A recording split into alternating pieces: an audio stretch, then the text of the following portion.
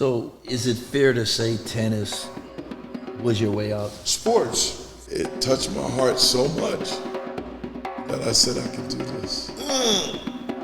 First of all, tennis saved my life. Me too.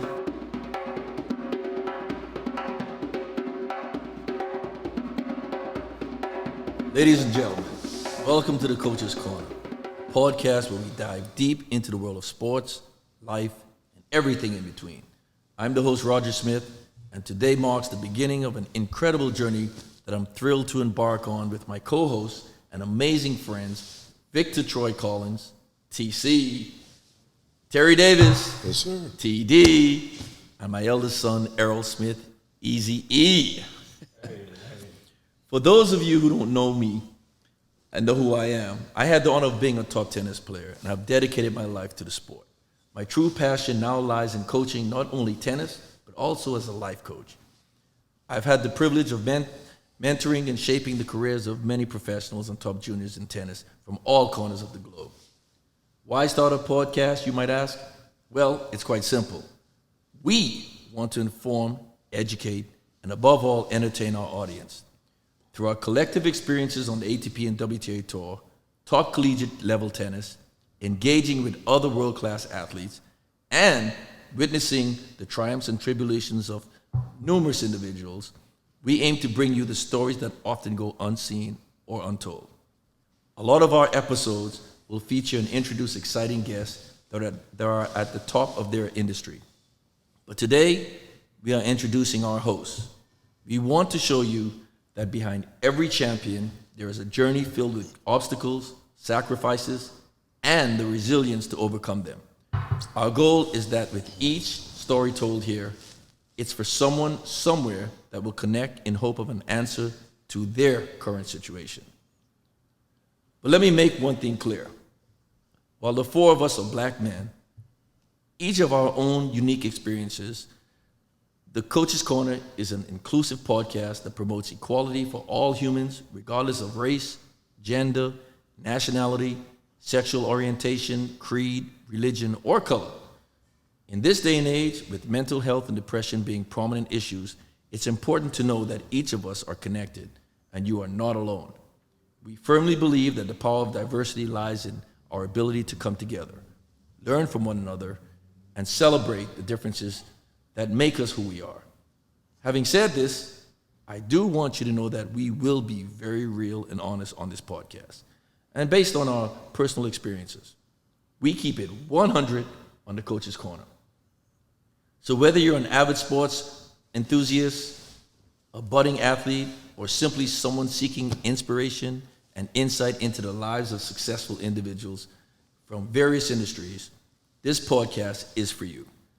We invite you to join us as we delve into the minds of champions, unravel their stories of triumph and defeat, and uncover the invaluable life lessons that can be learned from their journeys. Get ready for this riveting conversations, laughter, and moments that we will leave you feeling inspired and motivated. The Coach's Corner is your place to connect, learn, and grow.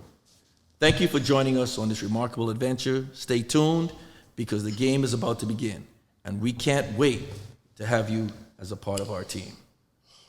Now, let's meet our incredible host of the Coach's Corner.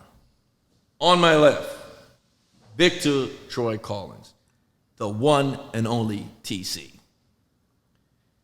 To his left, Terry Davis, Terry Big Dog TD. And on my right, my eldest son, the smooth Easy E. Look, man, I just want to say, look, I'm just so blessed and inspired to just be with loved ones like you guys that share so much unique stories that I've had the privilege of learning from and building on in just becoming a strong person. Appreciate that, brother. I feel the same way. This communion of us brothers together and generations. Absolutely. And as we always get together, you know what? It's always a blessing, and I always leave feeling good. And so this is what inspired me to kind of, hey, let's turn this into something really special. Why should I be the only one to be blessed with this? I think the world should have the opportunity to learn from you guys' experiences and what you guys bring to the table, and hopefully they can get exactly what I get from it every time. So I really appreciate you guys. Really, really do. Appreciate you too, Okay. brother. Let's start, first and foremost. Man, listen, I've known you guys for a long time. And it's just amazing how this sport of tennis, which we've all just put our life into, just brought us together. I mean, over the last 40, 50 years. You know, how did you guys connect? How did you guys meet? What did tennis bring to your life? Let's start with you, TC. You know, I started playing tennis when I was exposed to it at 8 years old, right? In a more organized format in the inner city community. You know, it was during the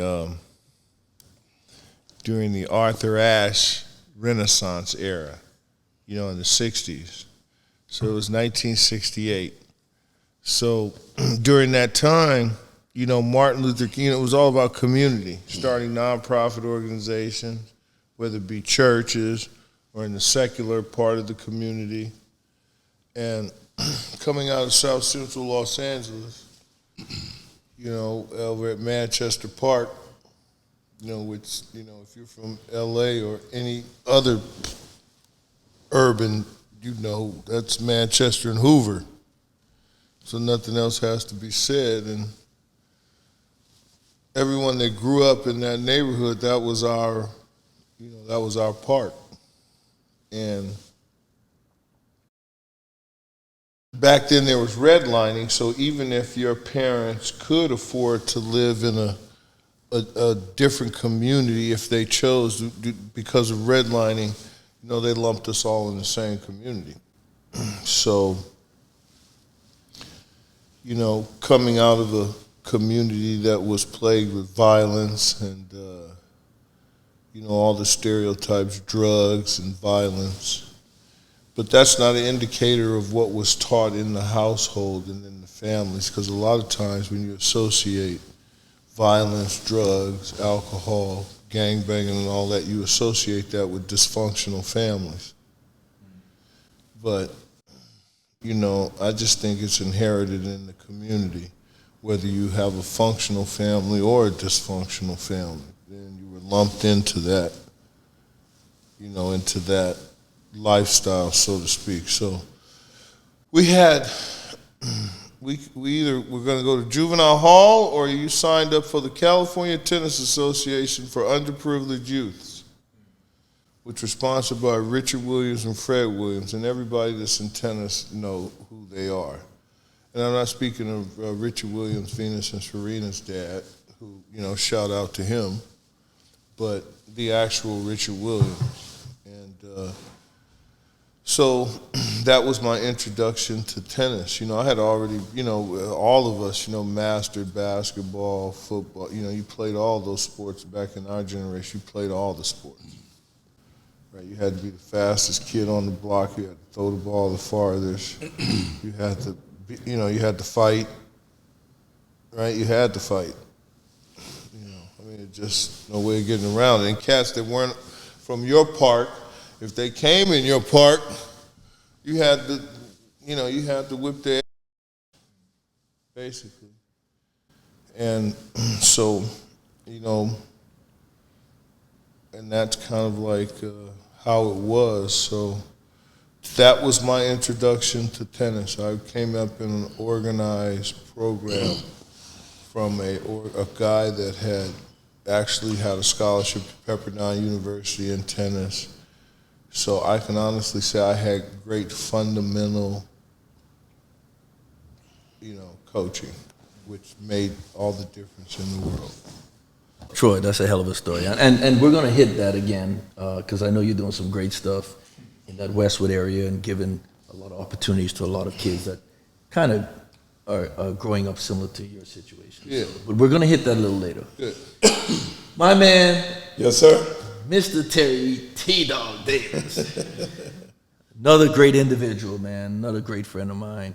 You know, Terry has an amazing story also, you know, and I'll let you talk about that. But again, this brother's coming deep hard into the Compton area. So Terry, man, how did you connect with tennis, man? Let's first start with saying it's nice being with my family. It's nice Yes, sir. breaking bed earlier and having a little drink and talking and hanging out together. It's just, I was kind of, before I came here, it's just a blessing just to have a moment. And we've never had this moment. Like this. To connect at the end. So, my background, wow. Started tennis at 19 years old. It's funny how you do start, you can hear other stories. My story was from a girl. Oh my God, it's great. But wait a minute. It's all right. Time it's out. all right now. We all try to Can I express. say this for 1 second? Because, look, we marvel at Stan Smith. Who at 15, 16 started playing tennis in high school. Hey, man, I love that guy. I had a poster and went on to win Wimbledon. Here's a brother that didn't start tennis till 19 and went on to be All-American. And the only reason he didn't win the NCAAs is because he developed a blood clot on the court. Wow. At 19. Okay, wow. So we tennis now, and so I just want to make that point right there. Yeah. 19 years old. So, you guys laughing because it's a girl, but life has us drawn in different directions, material, organically, or just something you just see and you want. But this girl struck my interest. But to start off, I was in a group called Sugar Ray Youth Foundation.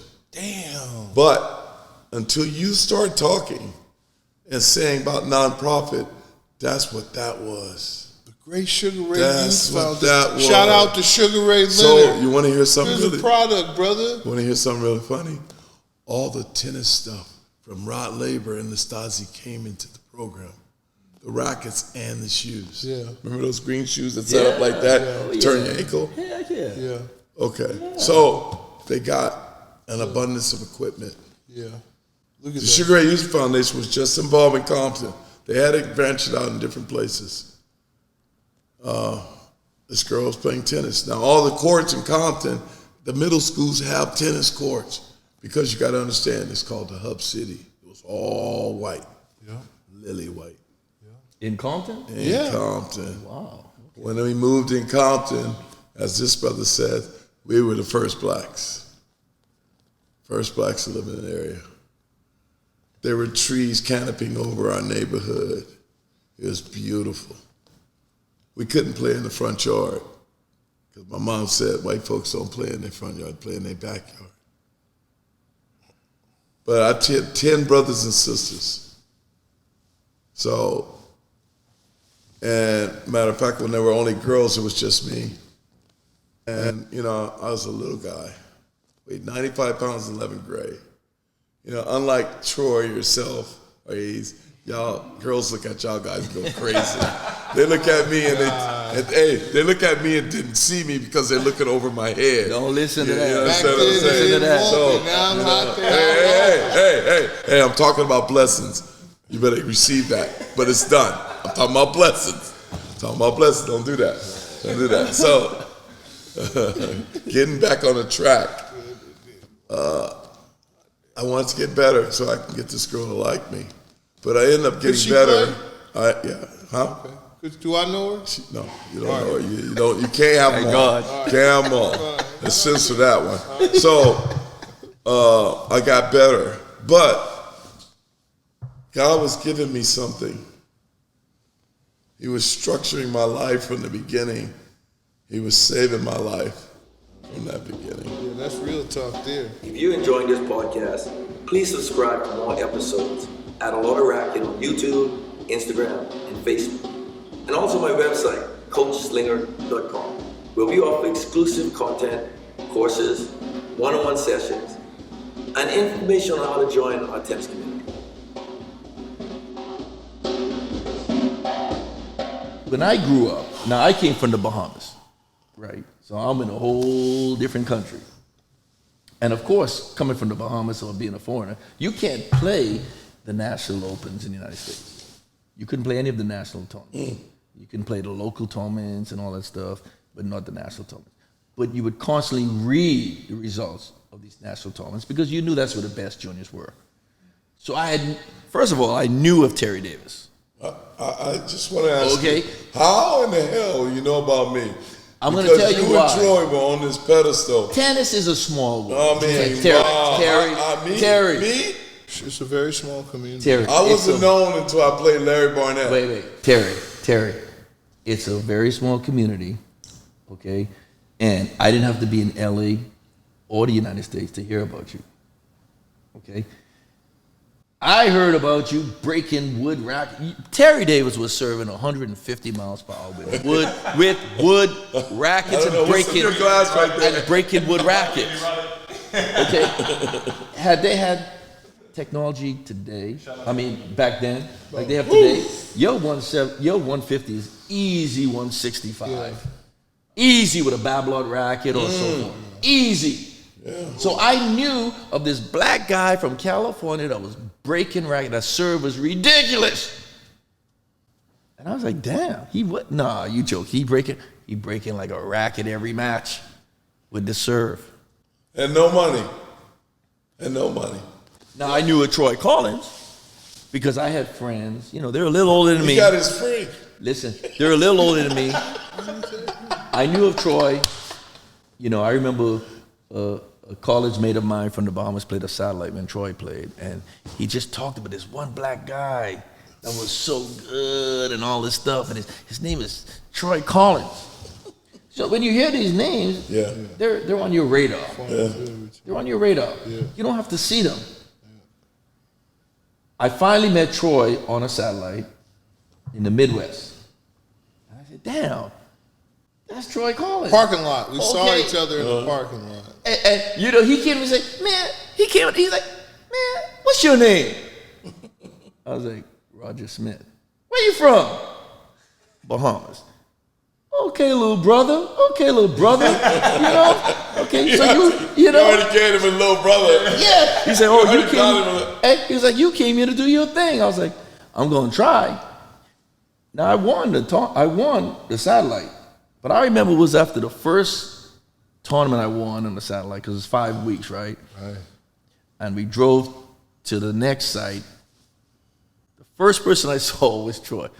Oh, little brother, you did your job. Yeah, you did. Man, continue kicking. Man, just keep doing your thing, little brother. We're behind you. And that made me feel good. That made me feel really, I was like, damn, this connection is real. Because, come from the Bahamas, there was no one else out there from the Bahamas. Wow. Now, see, you guys looked at it a little differently coming from the United States. Yeah.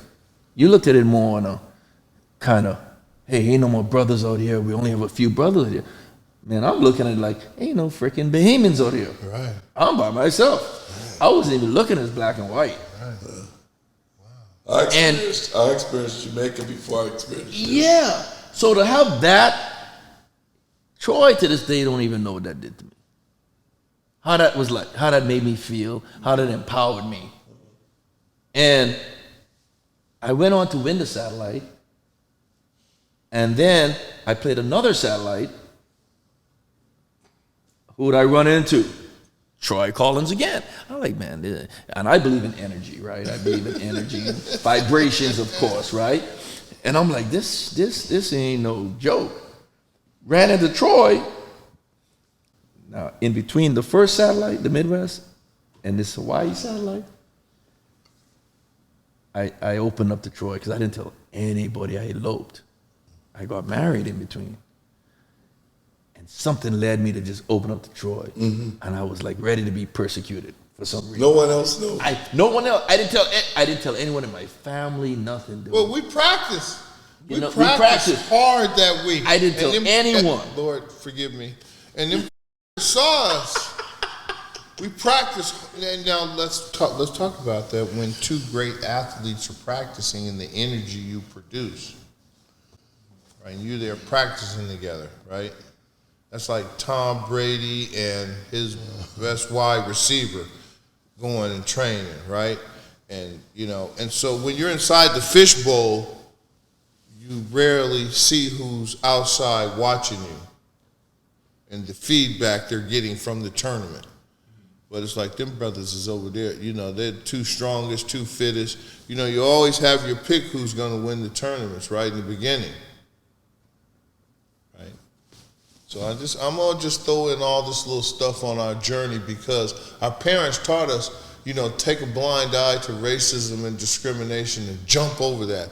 And we were great at that, but they put such a wall up that I didn't know till looking back in retrospect, because I always bear the blame, all the blame on myself, that, you know, sometimes, you know, they put a wall up so high that no matter who you are, you can't, you know, you can't jump over it. Time runs out, you know? So we practiced one day, and I just opened up to Troy.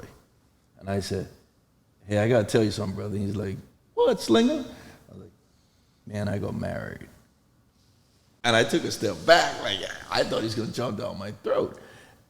And he was like, hey, brother, that's beautiful.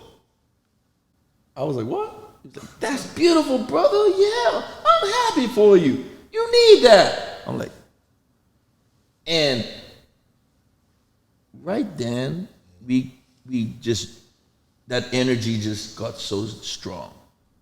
Because Troy showed me another side of it. What were you geared to? Somebody, if you told somebody else, you don't think they would accept that? I was young, man. I was 22. Yeah. I was just out of college. The sanctity so you know of marriage. the first thing they're gonna say is what? You're too young. You sure you know what you're doing? But when you marry and the sanctity of how we come up, that's joined together. That is joined together. You can't say nothing to that. I was given bad information. See, I was given bad information. I think I had to play Michael Westphal. And, you know, I had this fine college that I was engaged to, and everybody tell you, oh, a woman will mess up your life. You know, you don't need a girlfriend. That's a horrible thing, right? Because the first match we played in Hawaii, that German dude came down there with his wife in a stroller, and he dropped 2 and 2. And right then I said, I've been lied to all my life. I said, this brother going home and going to bed with his kid and wife. Here I am going out partying all night. I said, man, this is some power here, having you a family. So, you know, there's two types of information out there, good information and bad information. And I'm a firm believer at this stage of my life, and always have been, that if you don't have to sacrifice nothing, particularly that antiquated mindset that a woman is going to, you know, be a distraction to your career. We know family is the driving force behind any real man. And so in the black community, when you were young, them coaches, oh, you don't need no wife. Oh, she gonna this and that. That's the horrible thing. Because anyway, so I just kind of wanted to share that to all of you out there that have beautiful relationships, you know, and that you have a significant other that is supporting you, that, you know, that's an antiquated mindset and wrong thought process, and no coach in their right mind should be telling you to give up, you know. So what you're saying is basically you were going through something, and when I told you what I had done, you kind of agreed and connected with that. You's a man. To reinforce that was a good thing. Just use a man.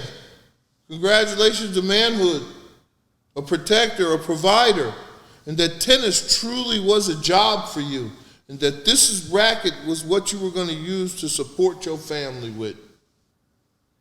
And you were on another level than all those other that are single out there chasing in the summertime on the tour. You had your purpose was, man, you had to pay them bills. Everybody else trying to get sponsorship, and it's a different mindset that automatically, organically transform in a man when he's put in a position where he has to take care of his family. No, that's true. And that's just, there it is right there.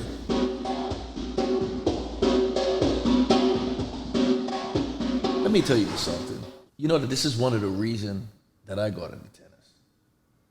You know, I'm coming from an island in the Bahamas with a population of 3,000. And of course, tourism is the biggest industry in the Bahamas. Right.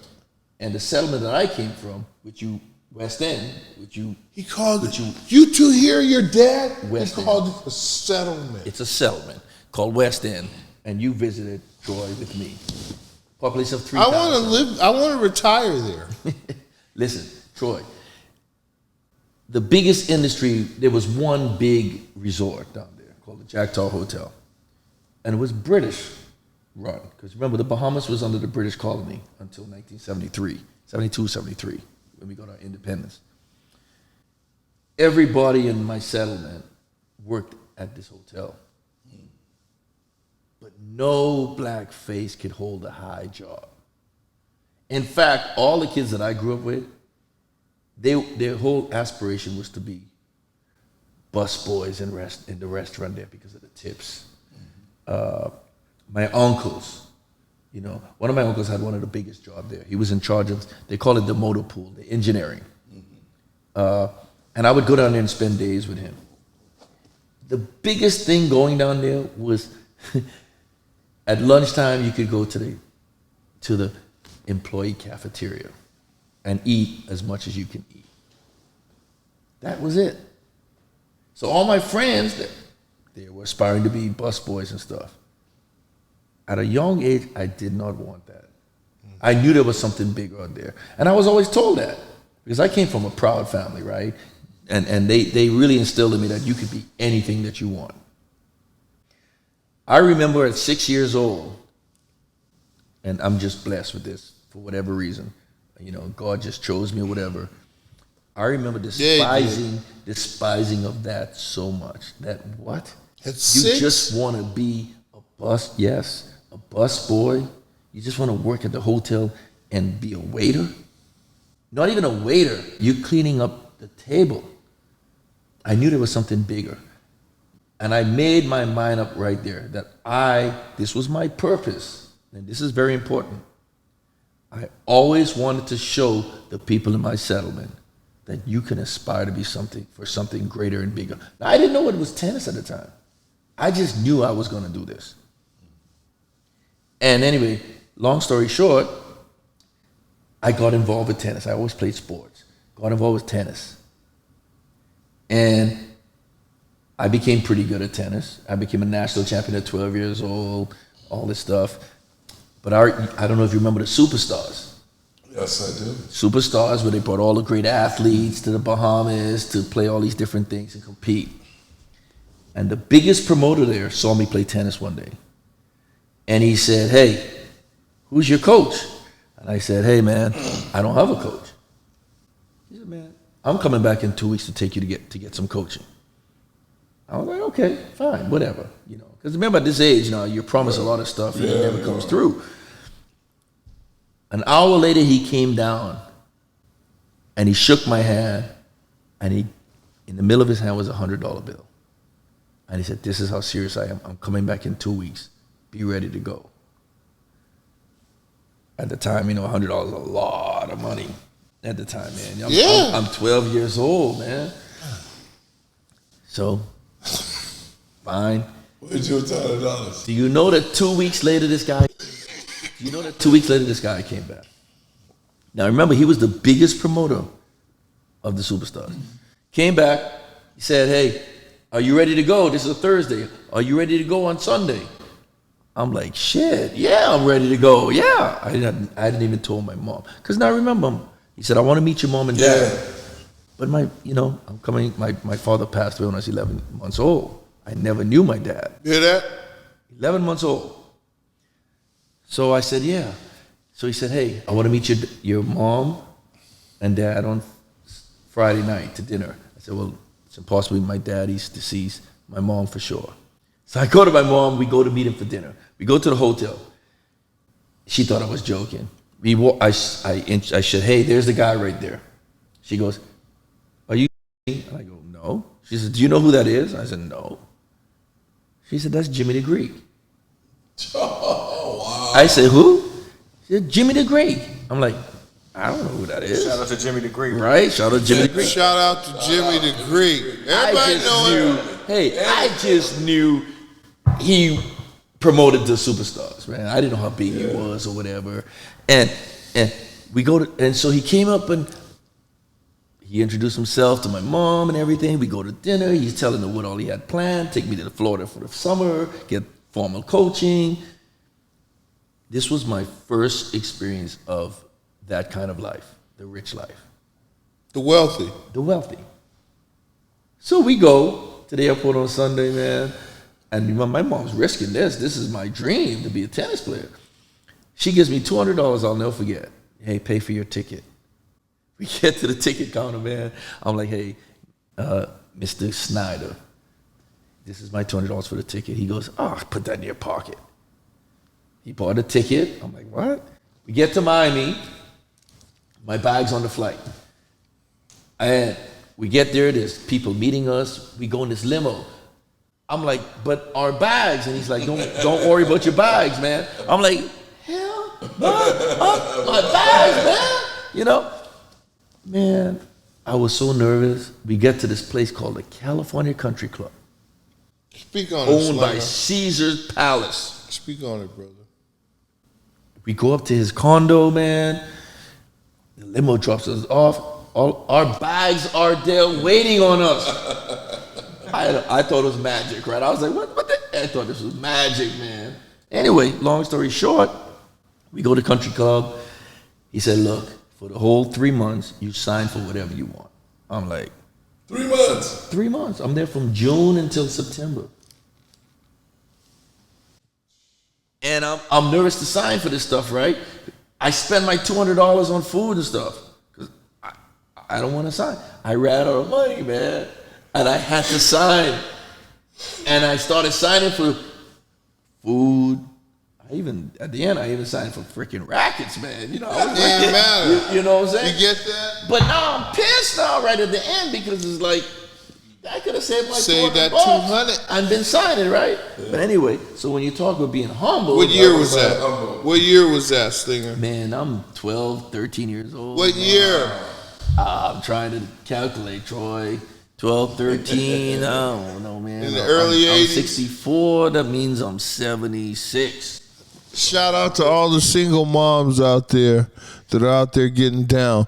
Here's a brother that his mommy gave him $200 way back in the day to her beautiful son. Shout out to all you single mommies out there that's on the grind, struggling, just trying to get down. Believe in your children. If you see that magic in their eyes, if you see that spark in their eyes, you know that's God. Okay, support what they're doing. Trust yourselves, okay? Absolutely. Well said. So now I had a coach, Wimbledon champion Gardner Malloy. Shout out to Gardner Malloy, the great Gardner Malloy. Taught me a lot about tennis. I ended up going to high school in Florida.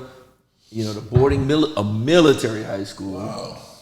Okay, where I only played tennis for the tennis season. But I would go to him in the summer, and eventually I went to the Ohio State University, and that's how I got going. That's how I started going, and eventually I had a college team. Did you have other scholarships? Oh, I had a lot of scholarship offers. What made you decide Now, first of all, remember I played basketball also. Yeah. So I had a lot of scholarship offers in basketball. In fact, I played more basketball than tennis. Smoke, you hear that?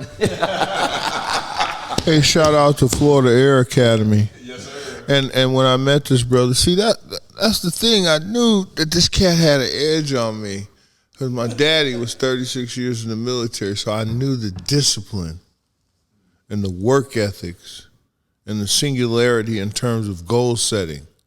And I met him. He told me, I said, man, I knew he had an edge on me. I went to public school, LA Unified School District, 40, 30 kids in the classroom. So here this brother is going to a military school, learning discipline,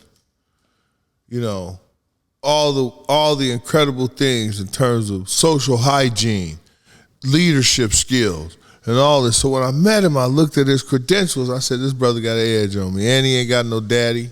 What was the routine like? Explain that. Oh my routine. God! Explain the routine day to day. When I did play tennis, it was only an hour a day. It was not like an academy setting by any means. Everything was military, man. Your life was run by bells. You know, you get at 5 o'clock in the morning, you're in bed at 10 o'clock. Okay, you had mass drills. Structure! Mass drills where you're marching. Structure. Everything was with discipline. Everything. My ADHS, if I ain't got no structure, I'm all over. I'm at the strip clubs. I'm at the, you know, come on now, let's keep it real. You know, and look, we're here to help too. So structure, particularly for our community, is critical. It's extremely critical. Now, I done had rocks thrown at me, and people tell me when I call them, you know, the military is great. Military is excellent. Oh, you're trying to get my baby killed. But my experience through the United States Armed Forces, all of my uncles, my father, everyone thrived.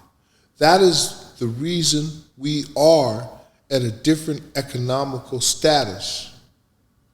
It's because the men in my family, like education is the path to economic freedom, the military also is the path to economic freedom.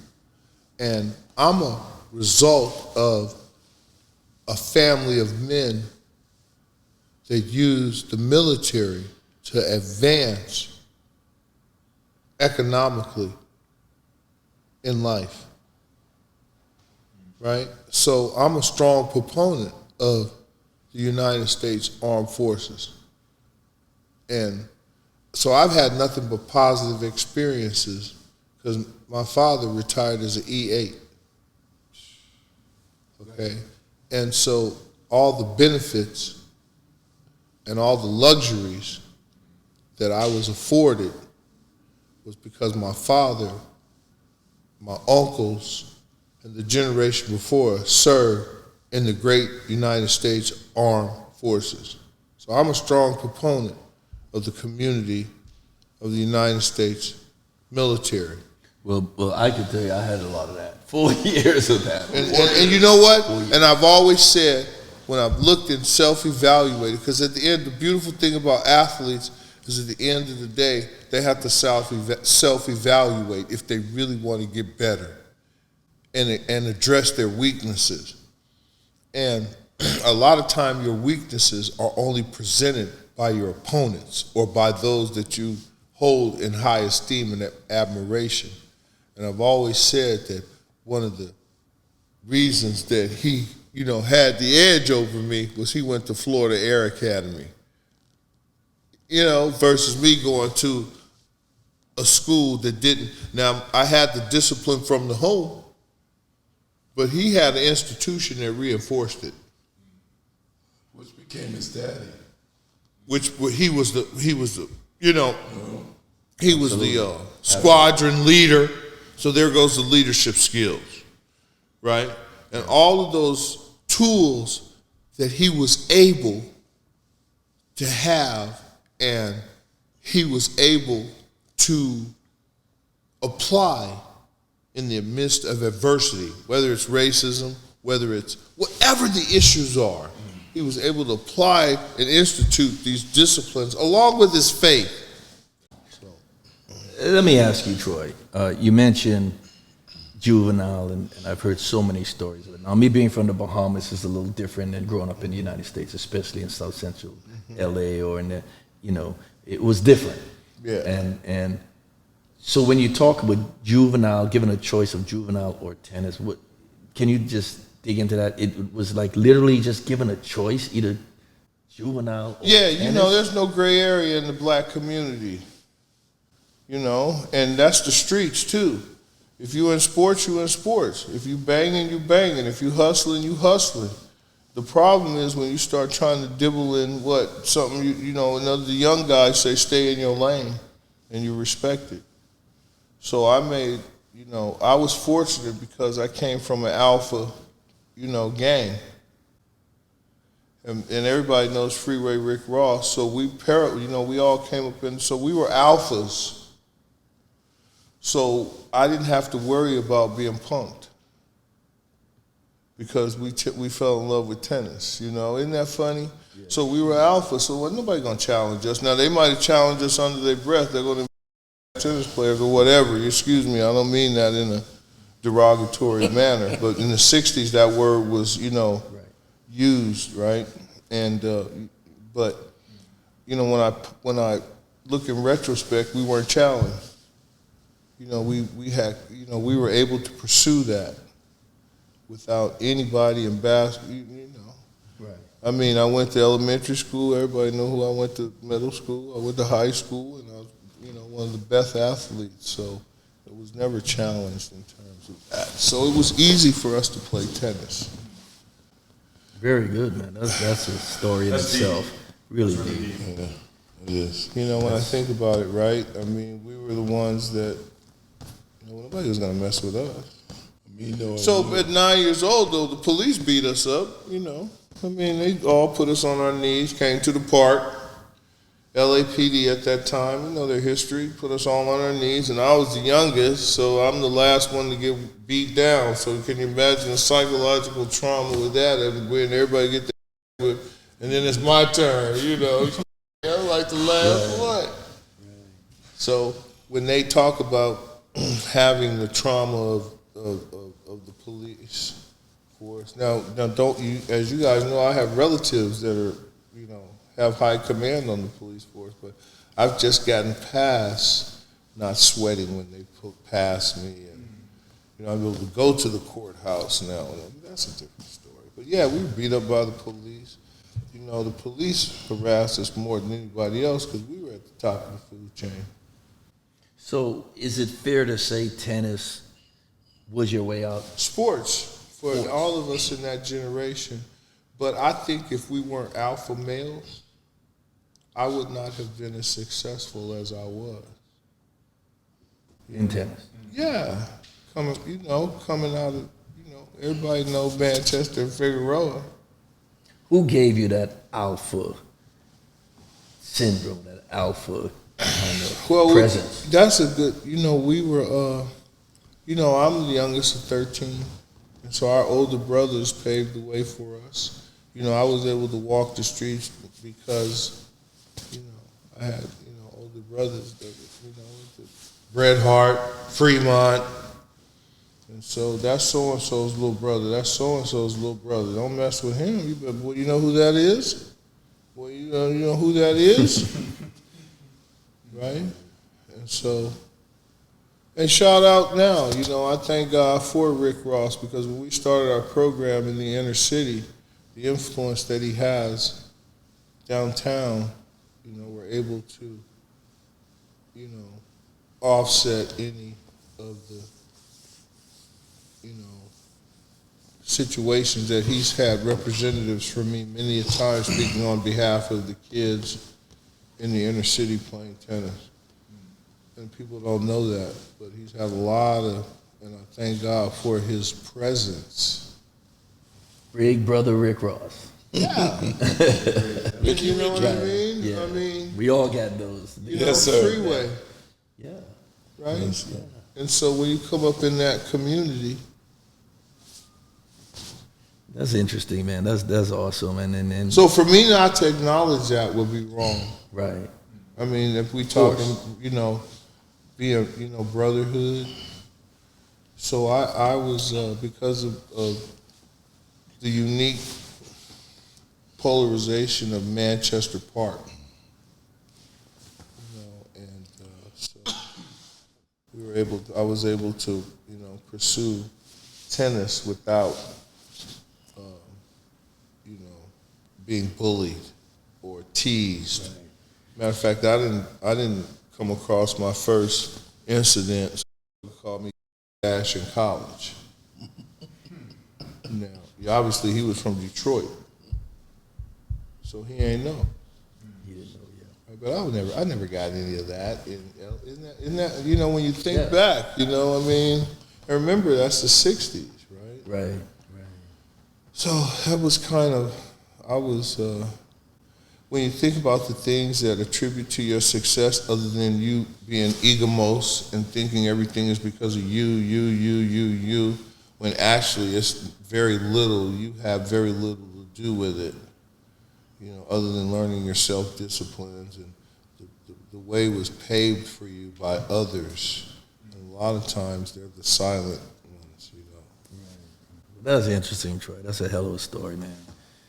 And now I see why you are the way you are, man. That's good. You're blessed, brother. You're blessed. Yeah, I have to, I've evolved, I have to, suppress early traumatic stuff all the time. But on the other hand, I had the most beautiful life that any child could ever have.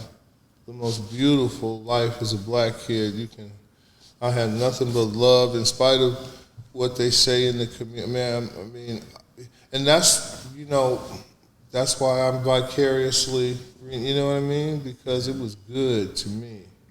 Right. So I drive through the hood every day because I have more fond memories. Connection. Yeah. And so what I've done is I've reached back in the community with the W.E.B. Du Bois and the, effect and taken the best of the best and brought them out to UCLA and Westwood and giving them exposure to compete against other cultures and other ethnicities and to see that, they can, be all they can be, and that, they can live in Bel Air if they want to, or, right? Holmby Hills, or, but your exposure breeds intelligence. So if I'm letting them see that this is their, normality, this is normal, then, You talk about juvenile, I'm talking about no direction. I don't know which way I'm going to go. There's still, when you go from South Central into Compton, and Compton gets integrated into blacks, you have the same thing that you had in South Central, but now you're in a different location. So when I got this, I can't tell you, it was like a drug that you just taste for the first time in your life. It touched my heart. And I never said this to anybody. I've never said this to anybody. It touched my heart so much that I said I could do this. I never said I could do anything. I said I could do this. Wow. And that's love right there. On the bus 24/7, everything was 500 times. If I didn't complete 500 times, then I didn't complete my day. 500 serves in the morning, 500 push-ups, 500 sit-ups, 500 volleys on the wall, 500 overheads off the wall, 500 serves. That's why you so buff, right? Come on, that's why you so buff. And that's after the running. That's in the morning. I see where my cousin Connor gets from. that kicked in for you. You know what? We gonna get to Superman in the friend. We gonna get to Superman. Super friend. So I found something. Now you gotta understand. I grew up in an era where if you have a learning disorder, as long as you come to school, we're gonna pass you out. Especially if you're a good kid, polite, you get nice. sleep. Right. Teachers love that. So, because the state's getting money for guys to come to school. And when I picked up tennis, I kept on playing. And as you know, I saw him before I saw him at a park one day. You did? Larry Barnett, Louis Lamb, Yeah. Troy Collins, Robert Robinson. All those guys, they were the top black guys. But then I learned there's another echelon. There was another echelon. When I speak of echelon, I mean an older group. So you don't take that in the wrong way that you were bad. I had to clarify that a little bit. I had to play up. Hey, we sat there and went, he took off. So I had to, we get to the story. I know him completely. So go to the park, play, come home, practice. I caught the bus. Here's a great story. I used to catch the bus to UCLA every day. Hide behind the gate. From Compton. Hide behind the gate and watch Bassett give his team a lesson. Wow. I catch the bus and go back home and go work on what I got. Wow. So I ended up, fast forward, I ended up, I got better and better. I won a C tournament. So in my heart, it was a tournament and a win. Yeah. Let's start. That's the start. And then I got better and better. Never believed in myself in that way. Now, you understand that. When you got raw ability, talent, and you don't believe, you don't get the other half of it. Yeah, absolutely. It's like you ran out of gas because you didn't complete the other part of it, and that was me. I met Troy at Harvard Park, and a group of guys that Cyrus Joyner, shout out to you, Cyrus, put together a group. We went to play tennis. We played against each other. Cheryl Jones, Jerome Jones, and Collie Simmons. Troy came over and played doubles with me. And actually, when I used to go to Rancho, I used to sit on the bench while Larry Barney was playing. And I would say, I got next. Like pick up basketball. That's what I thought it was like. And I was sitting there, and they asked me, why you say no next. Hey, man, hey, I had basketball skills, and I thought it went to the tennis court, but I didn't know that, so. But I got better. Yeah. I got better. I started training. I run. I was always in great shape. Met Troy. He said I taught him how to do his first push-up, but I don't know. He was rolling by then, you know. By the way, he used to sell me Lecoq Sportif shoes. Don't tell him. Roger used to give me Nike shoes for free. I was hustling, baby. Just putting it out there. Roger taught me that, right? No, Roger taught me to get them shoes. I had a lot of Nike midriffs. I think that was the same shoe Agassi was wearing. I was rolling, baby. 12, baby. And I used to squeeze my feet in Troy's little shoe. What you wearing a size 13? What you wearing a size 15? 15, 16. But hey, I didn't have any money. He sold me shoes. Otherwise, $5. Only place I would go and get them. I wish it was $5 back in the day. We go out that night and spend that money. Turn around, spend But it you know what? Hey, man, that's what I did. I'm a straight-out hustler. But, hey, Roger and I, the beautiful thing about the slinger, first of all, he wore the colors when he competed. I learned a lot from him. What I learned was that one of the biggest things I learned was composure. In the midst of adversity, composure. Because at times I would lose my composure, and get sidetracked. And he was always able to stay, him and Terry both were always able to stay the course in the midst of adversity.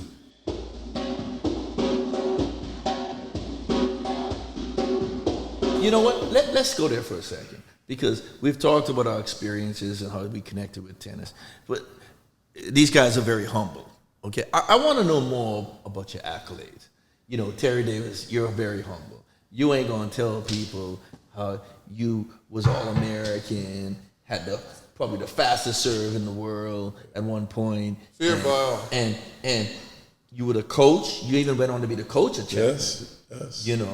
And you're at the Braemar Country Club, right? Yes. Right now, yes. You've really put a lot of Tustin Hills, Riviera.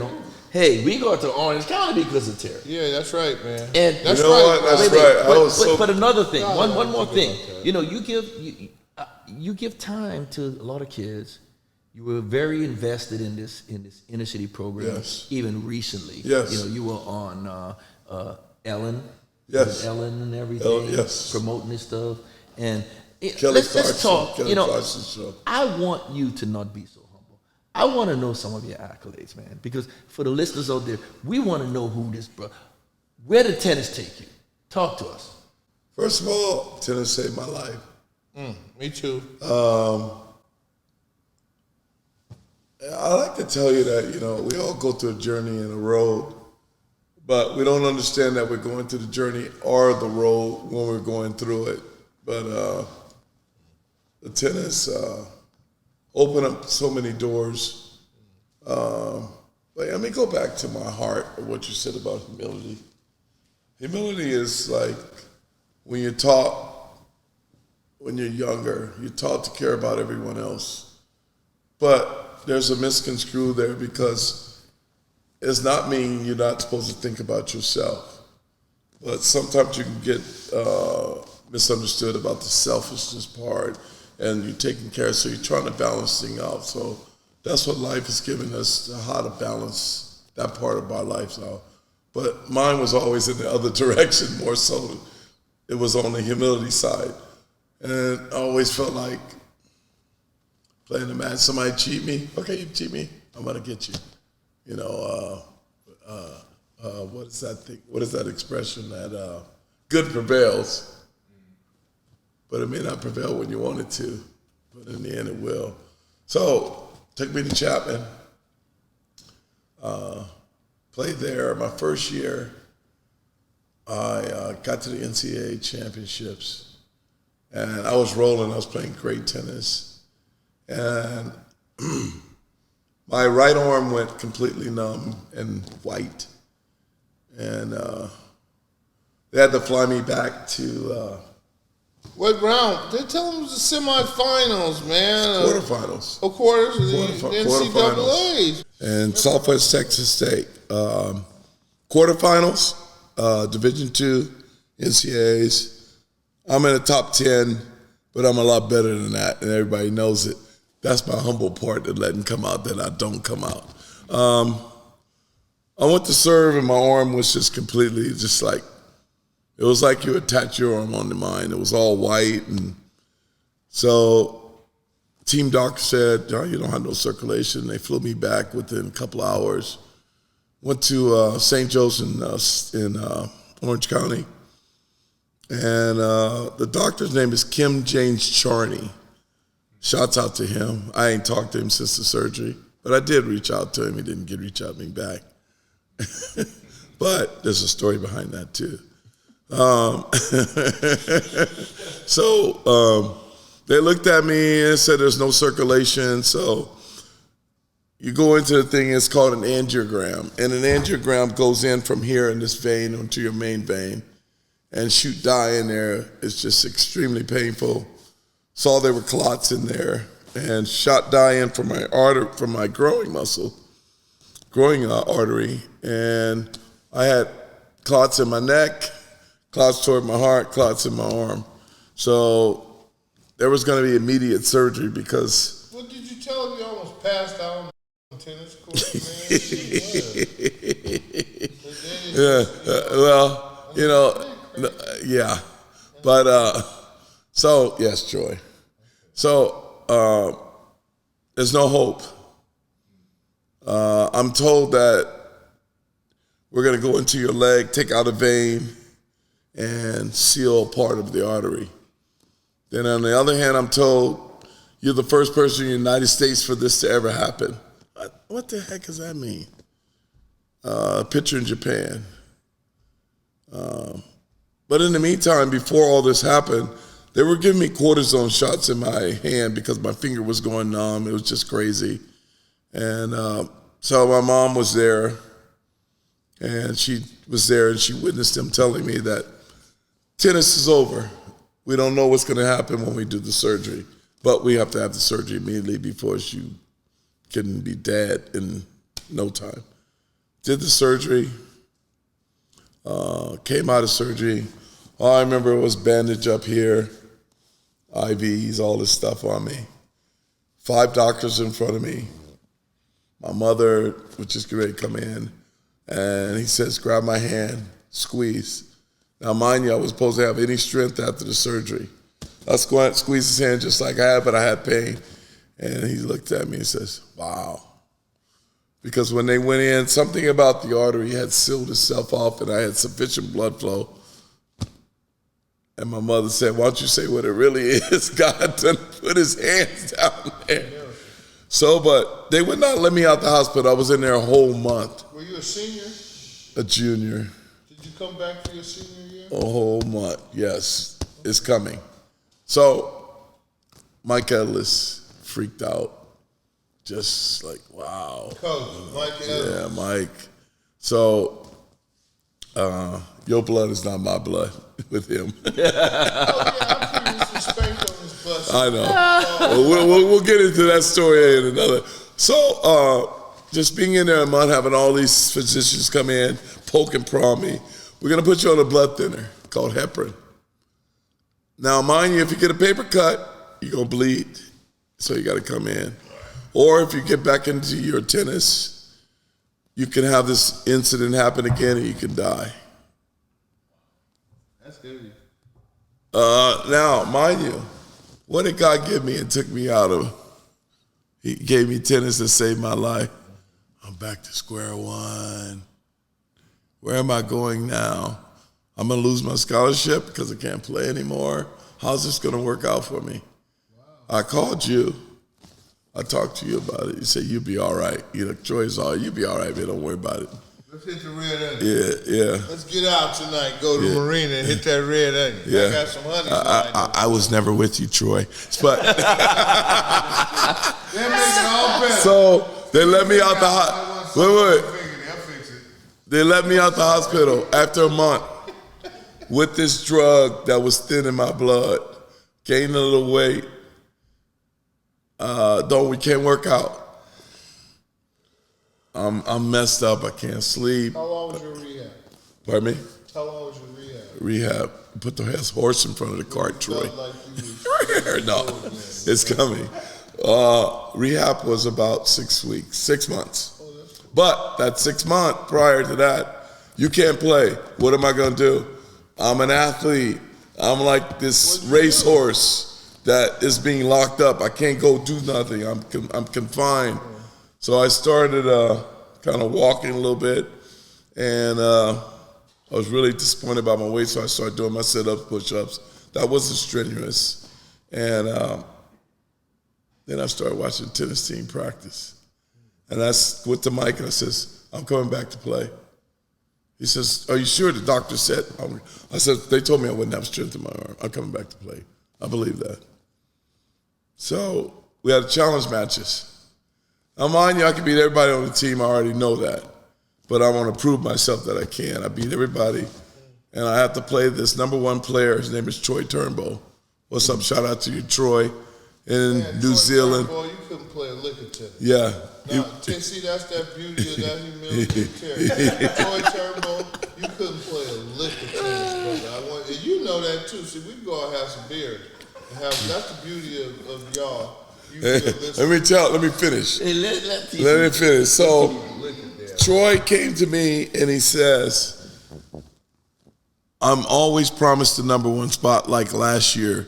You're better than me last year. You're better than me now. Because I beat him. Guy, right?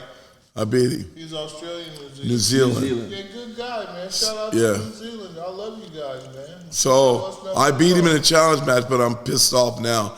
Because if you work hard to get back to it, right. And then I talked to my father. That old coach thing. My dad says, when the cream rises, it doesn't matter if you're not playing on top, but they can't argue with you winning. So I went through this period. Now remember, if this happens again, you can die. It's right here, it's right there. Right. So I fed it. When I was playing tennis. I was scared, playing scared. I win some matches, but they were always tight. And then I lose some matches, but I found out that I was saying, I'm not going to lose this match instead of saying, I'm going to win this match. So I started believing what I was saying. That's heavy, right? Because you feed into things. I'm not going to lose this match. Yeah. Is your thing versus I'm going to win this. The fear of losing. Yeah, so.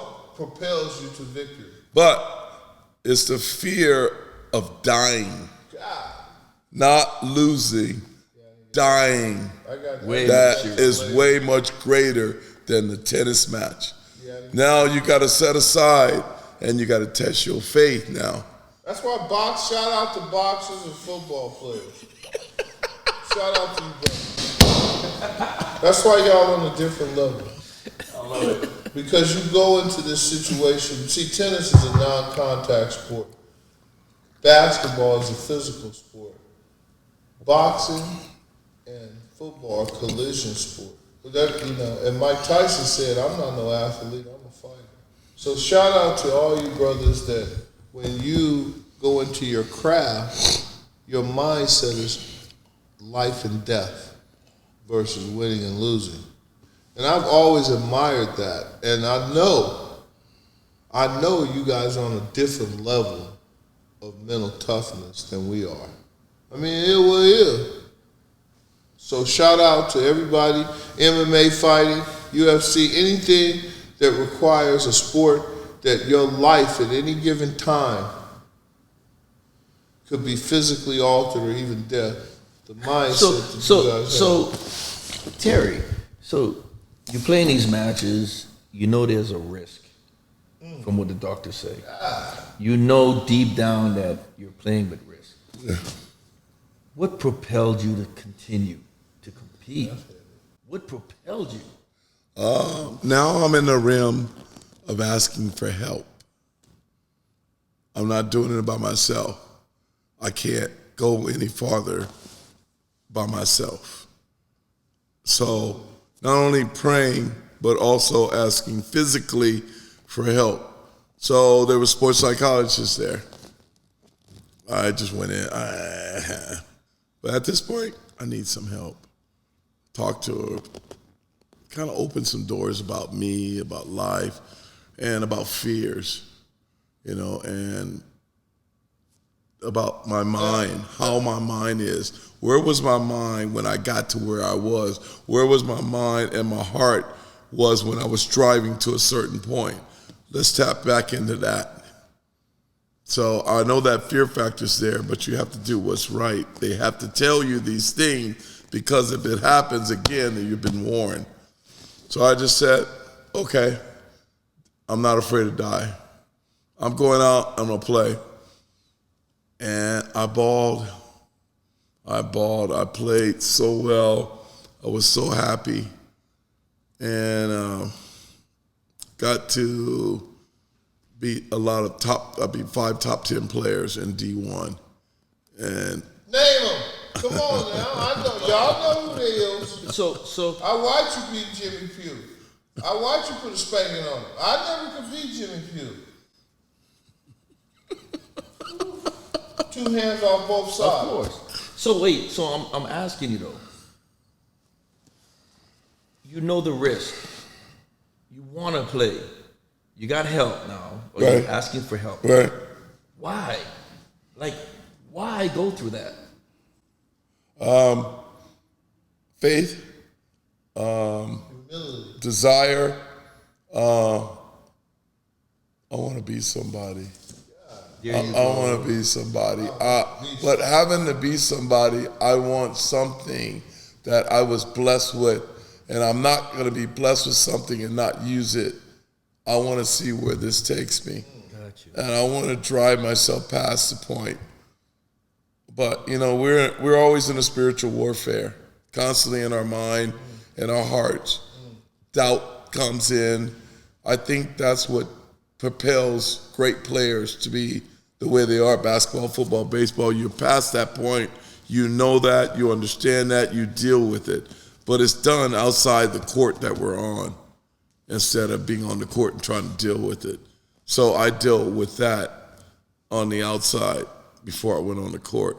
So you actually felt, you actually connected with a purpose Yeah. for you. Yeah.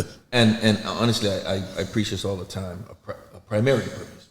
A primary purpose is something you have complete control of. Yeah. So you striving to just prove something to yourself, you have control of that. Yeah. Result-oriented is like a secondary purpose. That's something that's going to keep you going. Right. Say that You again. want a primary purpose is something you have complete control of. Right. For instance, you wanted to prove something. You want to see how far you could push this. You have complete control of that. Had you gone in and say, I want to just win a national championship, You don't have complete control of that. Can I That's say a that? Can I percentage. say this so you can continue this? Go ahead, absolutely. When I found out about me not with being dyslexic and not being dumb or not figuring that I had to hide a part of me that was stupid. So when you do that, you create deception in your heart. I got deception in my heart, but I don't know how to deal with what I'm dealing with. So I thought it was deception. That's now you got that humility part of it. So I'm gonna hide that. I'm gonna snuff that so nobody can see that. He saw it, and you know what?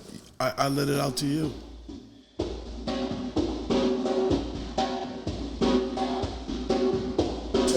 I tell you the racism and the horrors that I faced, and this is the first time in my life I've really truly been able to enjoy a wonderful relationship with, some white guys. Because all my life I had an adversary relationship because I had to compete against them. See, once again, my block conquered black folks a long time ago. We conquered black a long time ago. We was the toughest blacks around. So my daddy said, look, it's evident that you can conquer a black man, but I need you to be able to be in the real world and conquer other cultures. So this tennis thing is a necessity in your life. So my whole tennis career, I had an adversary relationship with the white community, tennis community, because it was me against them. When Terry came along, I had someone on the outside of the fence that if my wife was there, my family and friends, and if they out there calling me nigga or farting in front of my wife and stuff like that, I couldn't, before I would leave the court and address those situations. But once I knew I had a man that was pure at heart, that had transcended beyond racism, color, creed, religion, and was a beautiful human being, and he had enough power of love to overshadow all of that, because he never came down to their level. He always was able to be above that. And so I could focus on my craft, and that was playing tennis. And I won. I never lost a match with him there present. But that's horrible because, like you, I wanted him to be in the finals against me.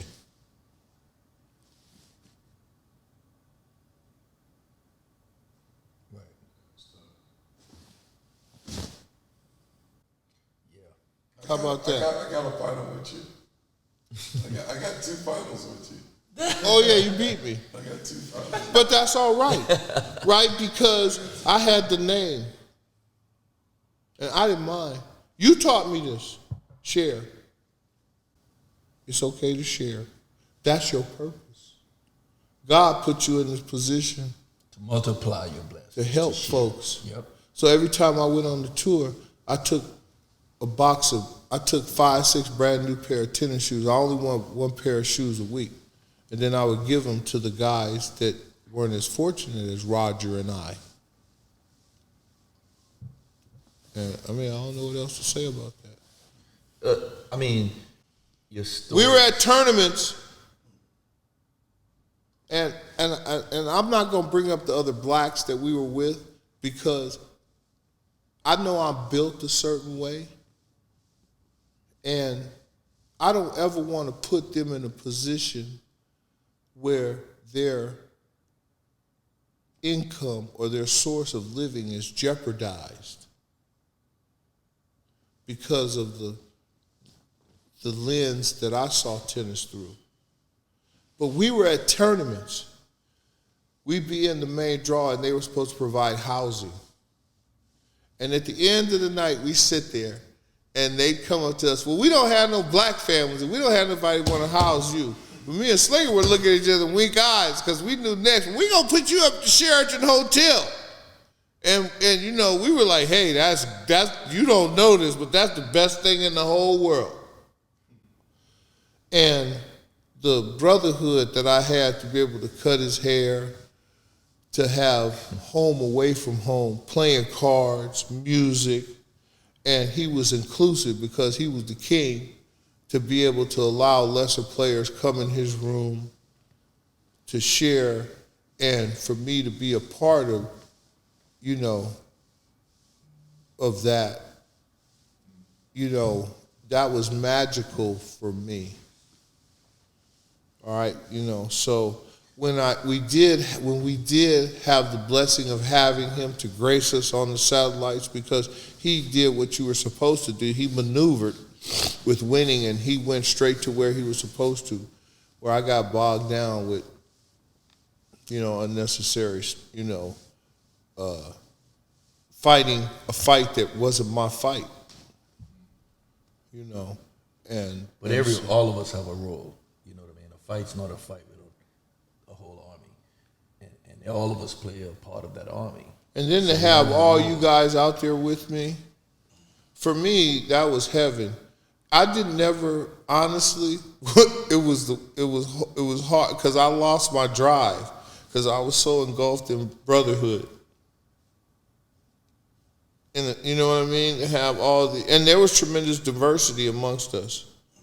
You know, we went to, you know, Roger went to The Ohio State. I went to San Diego State. T-Bone went to Chapman. You know, then we start meeting guys from Grant, all these historically black colleges who didn't have the skill set we had. And they knew who we were, but these guys were so inclusive. You know, because I wasn't. I was an introvert. Because the first guy I saw got murdered, I was an introvert. You know, where I come from, if you open your mouth, you better back it up or you got killed. So I was very quiet. I was very introverted. And the only two friends I had, honestly, was Roger and Terry. You know, their energy, their blackness could tolerate me. Nobody else's blackness could tolerate me. And I get it. I understand. You know, it's a beautiful thing. I understand. And I understood then. But they were able to tolerate me. I don't think you had any time for anybody else. But you didn't hear what I just said. Wait, let's back. Let's go around the corner here. You know this brother right here? Oh my God. Yeah. I think that Terry and Roger was the only men that he could have in his life because he was so bombarded with beauty and girls coming out to him because of his talent and who he was, and he's attracted. But the white boys just called him a black Burt Reynolds. I said, what the heck, Burt Reynolds? I mean, he had the whole nine, I know that. you know.